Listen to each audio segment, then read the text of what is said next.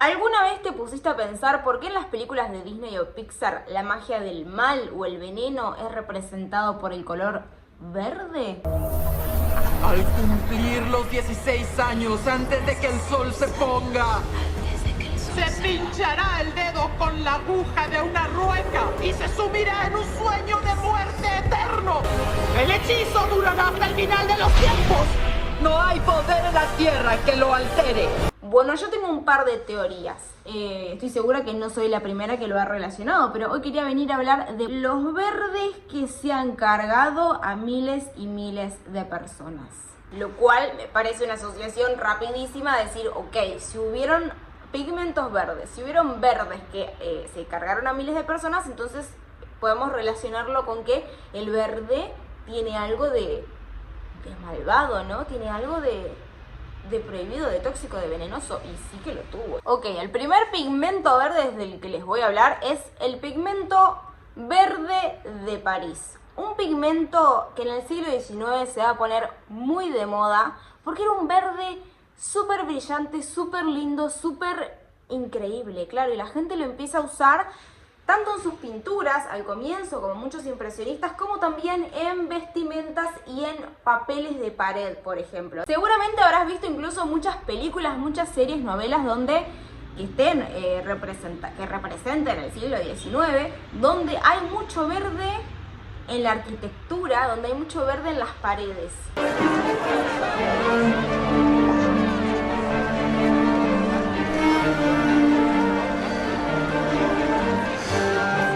Porque, bueno, por el verde de París. ¿Qué pasa con el verde de París? Que de pronto lo empiezan a usar un montón y como cualquier cosa que esté de moda, era algo un poco aristocrático, ¿no? Suben los precios de estos pigmentos. Digo, tener algo de este color, verde París, te hacía una persona como pudiente, ¿no? Como decir, yo tengo el último iPhone, yo tengo este reloj, bueno.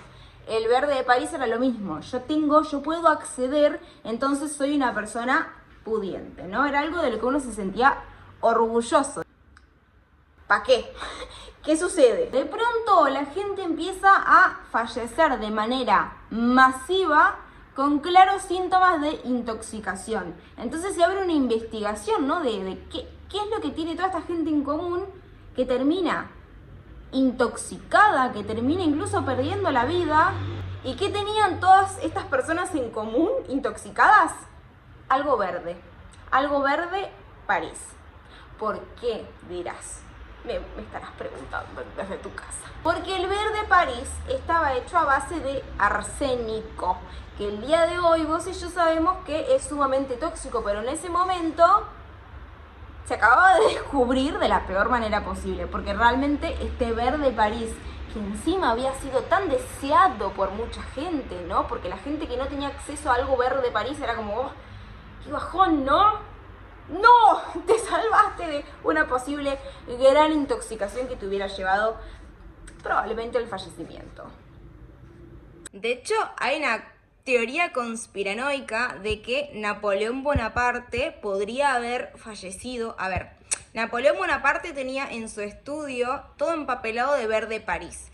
La causa de muerte de él en realidad es por cáncer de estómago, gástrico, una cosa así, que de hecho su padre también, entonces podría haber sido hereditario. Es la causa de muerte de Napoleón como más lógica. Sin embargo, él tenía todo su estudio, donde pasaba mucho tiempo, todo empapelado de verde con arsénico. Y de hecho hay un momento en el que se hace un estudio del pelo de Napoleón, o sea, una autopsia, y se descubren altos niveles de arsénico en su cabello. Entonces, quizás no fue su causa de fallecimiento el empapelado verde de su estudio, pero muy probablemente haya debilitado más rápidamente su estado de salud, porque estaba todo el tiempo en contacto. ¿Qué pasa con el empapelado puntualmente? Que cuando hay mucha humedad en la ciudad o en un lugar, el empapelado del pigmento empieza a evaporarse, ¿no? Se empieza a evaporar los químicos del pigmento. Entonces, ahí es donde entra más uno en contacto con aspirar este arsénico venenoso. Esto es un dato curioso, pero es verídico. Acá ya tenemos un primer pigmento que claramente asociamos rápidamente a la muerte, ¿no? El verde que se cargó a miles de personas en el siglo XIX. Estoy segura que cuando te hablé de verde, te hablé de toxicidades, te hablé de... habrás pensado en el radio. Ese es otro tema y no es un pigmento, es un químico. ¿Tenía una fluorescencia verdosa? Sí, por eso entra dentro de los verdes aniquiladores. A ver, pongámonos en contexto. Esto es posterior a el tema del verde con arsénico, pero tampoco tan alejado. O sea, estamos hablando de... bueno, un poco que sí. Finales del siglo XIX, principios del siglo XX. Voy a dar fechas por si a alguno le interesa, pero también para armar como una lista cronológica de hechos que son interesantes. Porque dentro de estos hechos, por supuesto que hay chusmerío, hay mucho de qué hablar si vamos a hablar del radio. Entre 1898 y 1903 ocurren varios hechos científicos muy importantes. Marie Curie, junto a sus dos compañeros, Pierre Curie, que era su marido, y otro señor que no recuerdo el nombre, ellos no solo descubren el radio, bien logran aislarlo, ¿no? El radio y el polonio. Este descubrimiento fue una cosa tremenda, digna de ganar un premio Nobel. Ahora, el dato curioso acá es que en esta época los medios y los encargados de entregar este premio Nobel dijeron: se lo vamos a dar a Pierre Curie, porque es imposible que una mujer haya descubierto y haya aislado el radio y el polonio. Se la vamos a dar a su marido porque es obvio que él fue el que lo logró. ¿Y qué responde Pierre Curie, su marido? Yo no voy a recibir ningún premio a no ser que se lo den también a mi mujer, porque fue ella realmente la que lo descubrió y fue ella la que encabezó toda la investigación. Esto en palabras de su marido. La vara es Pierre Curie, porque lo estamos hablando de una época en la que, más allá de la ciencia, las mujeres en cualquier disciplina en que se destacaran, era muy común que no se las tomara en serio o que se terminara publicando ese libro o firmando esa obra con el nombre del marido. ¿Por qué? Porque una mujer no podía. No es que no podía, podía evidentemente, pero no estaba bien visto para la sociedad. Era como que lo que primero pensaba la gente era: estás perdiendo el tiempo aislando el radio de los demás elementos en vez de estar en tu casa limpiando, sos una mala mujer, ¿no? Este era como el raciocinio de la sociedad en esa época. Entonces Pierre Curie es completamente franco, porque no solo porque era un buen marido, sino porque era un buen compañero, era una persona honesta. Entonces él dice: yo no pienso recibir este premio si no se lo dan también a mi esposa, que en realidad es la que lo descubre. Y lo sabemos porque de hecho están los cuadernitos donde ella tomaba sus apuntes. De hecho, el cuaderno donde Marie Curie hacía sus anotaciones es a día de hoy el objeto más radiactivo del mundo. Es como algo fácil de deducir. Pero bueno, la cuestión es que gracias a su marido, que se plantó, que se calzó los pantalones, que fue hombre y dijo esto, es que le dan también el premio Nobel a Marie Curie por haber descubierto y aislado el plomo y el radio. Según Marie, era una cosa que empezaba y terminaba dentro del laboratorio, era un tema científico, ¿me entendés? Pero ¿qué hacen? ¿Qué hace el gobierno? Las empresas dicen: bueno, se acaba de descubrir un elemento, vamos a usarlo en absolutamente todo, vamos a industrializar un elemento químico, al principio desde la total ignorancia, ¿no? Y porque es nuevo, porque está en auge, porque es nuevo, se acaba de descubrir, chicos, vamos a venderlo, vamos a hacer lo que sea para venderlo. En este momento no se sabía que era peligrosa la radiación, entonces, claro, te la vendían en cremas, en cosméticos, incluso en agua con radio. ¿Por qué? ¿Y qué hacían para vendértela? Te decían que era buena para la salud. O sea, lo que la industria creía era que capaz no había tanta diferencia. O sea, Marie Curie no dijo esto es bueno para la salud. De hecho, el uso médico que tenía en un comienzo era se sabía que el radio destruía el tejido, entonces al principio, de manera muy peligrosa y experimentativa, trata de usarse para reducir tumores o cánceres o ese tipo de cosas. De ahí a ponerlo en una crema, cualquiera, nada que ver. Ahí Marie no tuvo, primero que no tuvo nada que ver y segundo, no podía desde su lugar hacerse cargo no tenía ni voz ni voto. Estamos hablando de gente con mucho dinero, con mucho más dinero que Marie Curie, que era la que lo había descubierto. Obviamente, porque así funciona el mundo. La cuestión es que, claro, primero desde la ignorancia, ¿no? Lo mismo pasó con el cigarrillo, que al principio había como estas publicidades de que era bueno para la salud. Doctors in all branches of medicine, doctors in all parts of the country were asked, "What cigarette do you smoke, doctor?" Once again, the brand named most was Camel. Yes, according to this repeated nationwide survey, more doctors smoke Camels than any other cigarette. See how Camels agree with your throat. See how mild and good tasting a cigarette can be. Decir que algo que no se sabe realmente si es bueno para la salud, lo es una forma de venderte un producto. Entonces vos comprás algo que crees que es bueno para la salud, pero en realidad puede que o sea indiferente para la salud, ¿no? Como que no es que te hace ni mejor ni peor, simplemente es, o bueno, en estos casos, el cigarrillo es dañino, pero el radio, imagínense. Pero bueno, no se sabía hasta que en los años 20 Marie Curie descubre, vos imaginate que a todo esto, esta señora completamente en contacto, expuesta, ya sufriendo las enfermedades después de manejar tanto el radio. Pero ¿qué pasa? Marie Curie no se lo metía en la boca al radio, no se lo comía. Aquí voy con esto. En los años 20 Marie Curie descubre que el radio es completamente nocivo y da aviso. Para esta época las empresas no solo ya lo vendían, sino que se estaban llenando los bolsillos. Entonces acá empieza un tema muy complicado que es el capitalismo versus la salud de la gente. A muchos empresarios no les importa venderte algo que te haga mal con tal de llenarse los bolsillos.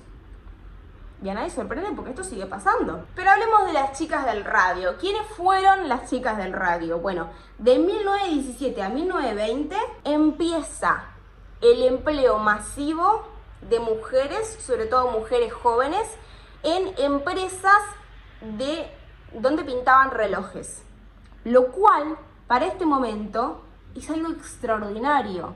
En ese momento, ser una mujer y poder acceder a tener un trabajo y poder ayudar a tu familia era algo muy importante, novedoso y bueno. Era como un gran paso para los derechos de la mujer, increíblemente, decir, che, puedo trabajar, puedo ayudar a mi familia, puedo ayudar a mis padres con este empleo.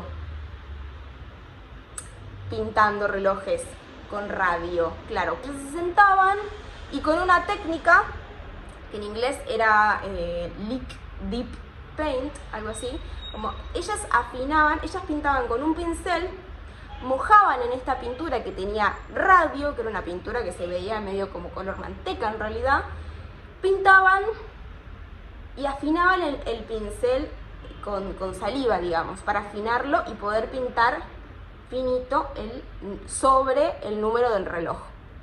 Lo cual, ¿qué pasaba con la pintura que tenía radio? Que es como que brillaba en la oscuridad.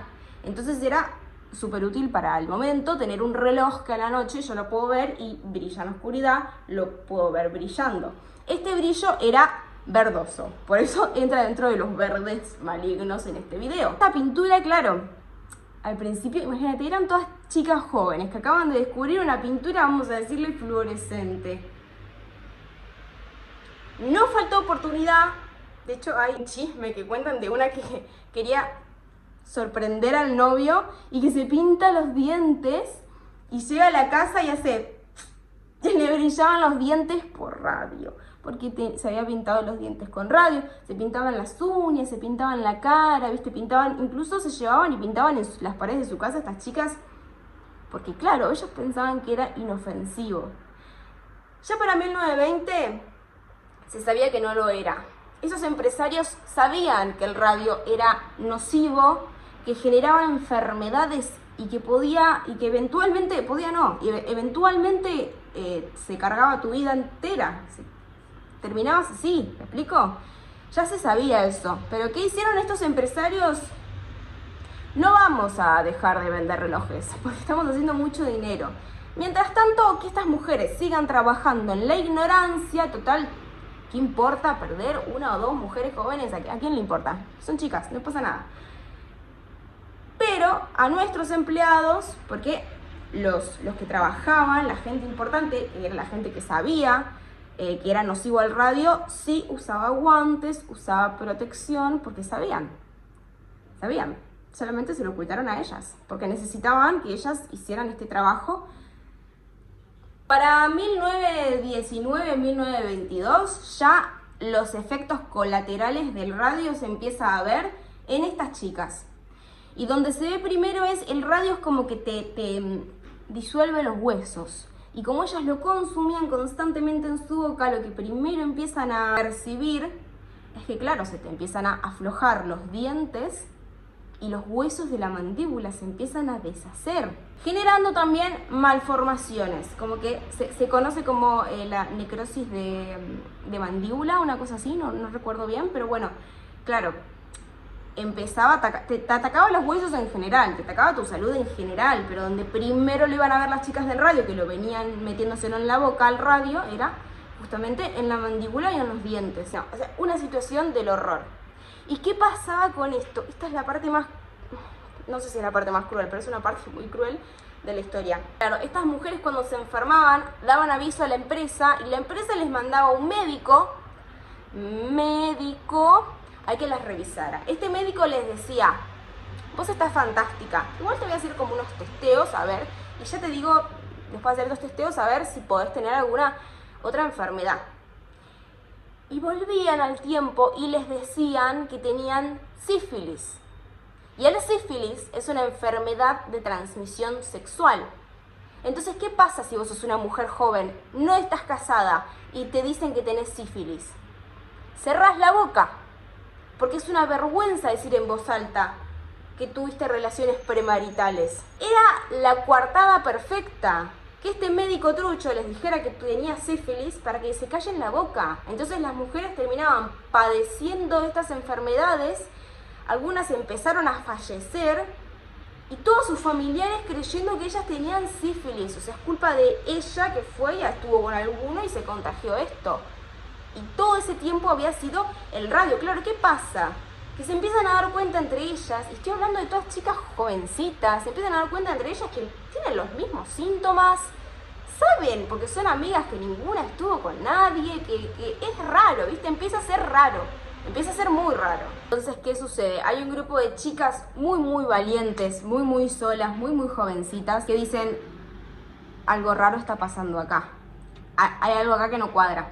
No puede ser que todas tenemos sífilis, que todas tenemos estos mismos... Hay algo que no está bien. Entonces, ¿qué pasa? Exhuman el cuerpo de una de las fallecidas por sífilis, que había sido una chica del radio. Ya tenían el apoyo, habían ido a hablar del tema y ya les habían dado la premisa de que hacía tiempo que se había abierto una investigación de que probablemente el radio era muy nocivo, pero bueno, estaba todo como medio en las sombras porque era muy difícil luchar contra las grandes empresas y estos grandes oligarcas que claramente no iban a dar el brazo a torcer y no les importaba que fallecieran estas trabajadoras, no les importaba para nada. Entonces, bueno, ellas se acercan a estas personas que ya habían empezado esta investigación y dan el ok para que se exhume el cuerpo de una de estas mujeres y claro, para hacerle una autopsia. Cuando lo abren, esta mujer brillaba entera. Huesos de una mujer que iban a brillar durante años y años y años y cientos de años, porque estaban llenos de radiación. Le hacen una propia autopsia y ahora de pronto tienen de su lado también a científicos, médicos, gente que da fe de que el radio es tóxico, nocivo y fue la causa de muerte de esta mujer y es la causa de las enfermedades que tienen las chicas del radio. Entonces, para 1927 se empieza un juicio.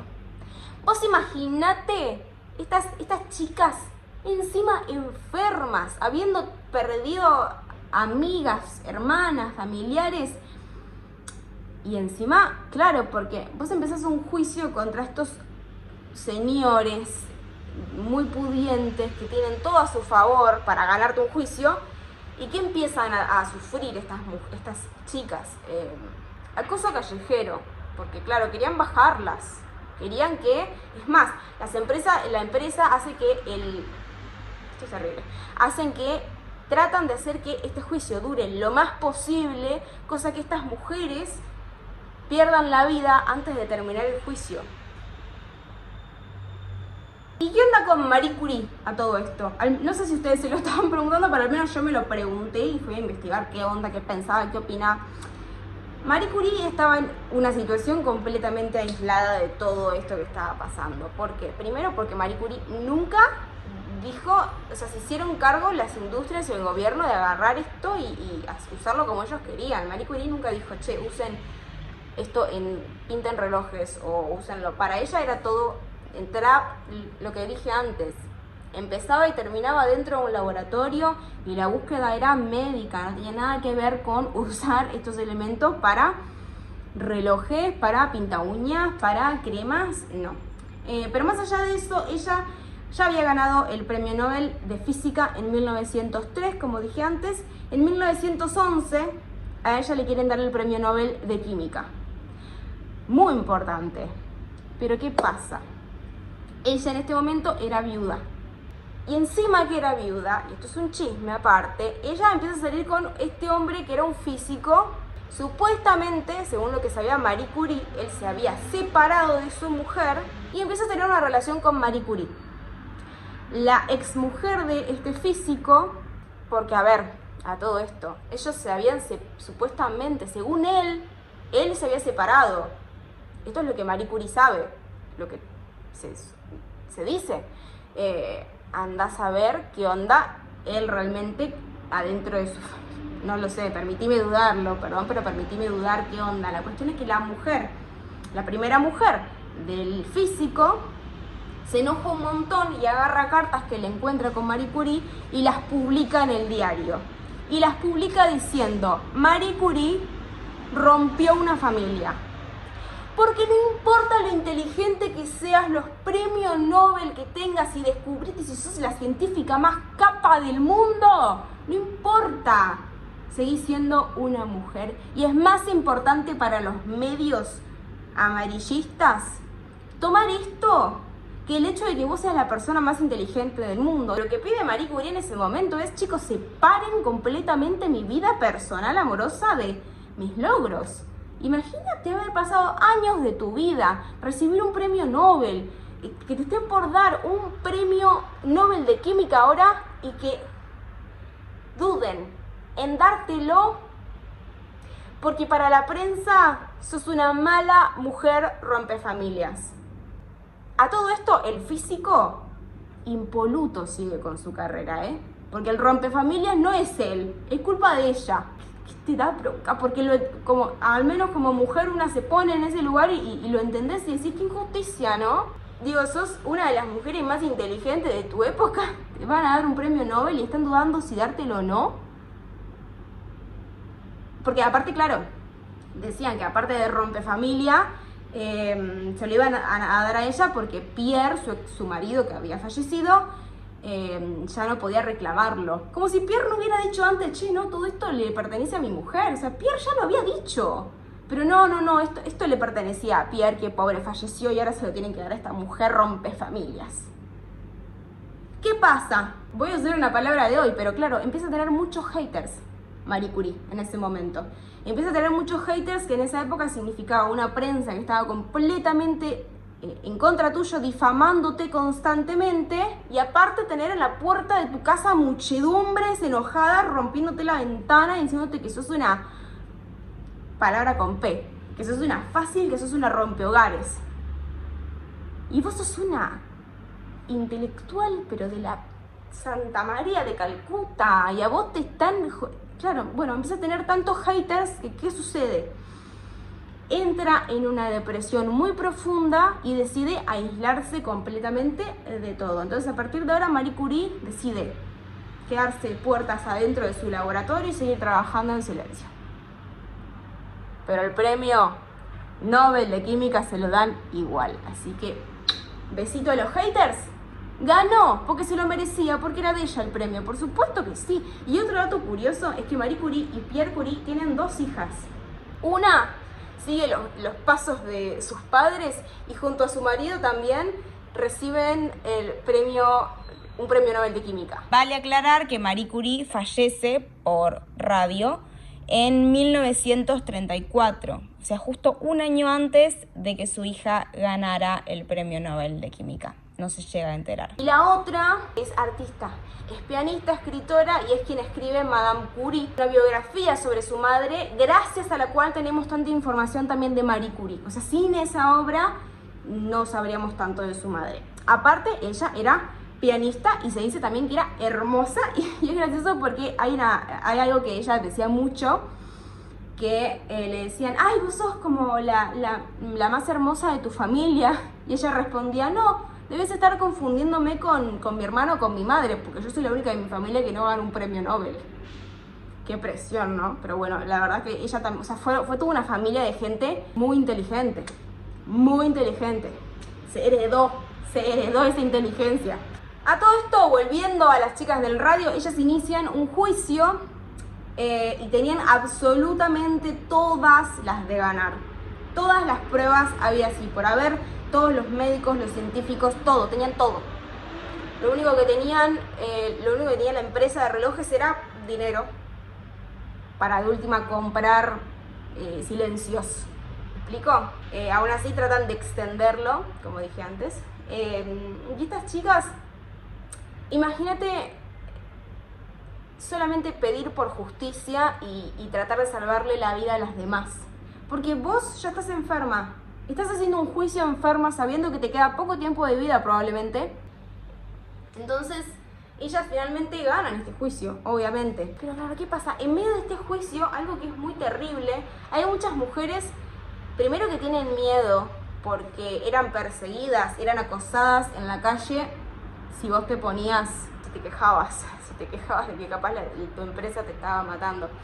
Te acosaban en la calle, te perseguían, trataban de desaparecerte, ¿no? No solo tenían miedo, sino que quizás era la única fuente, el único dinero, la única fuente de ingreso de su casa.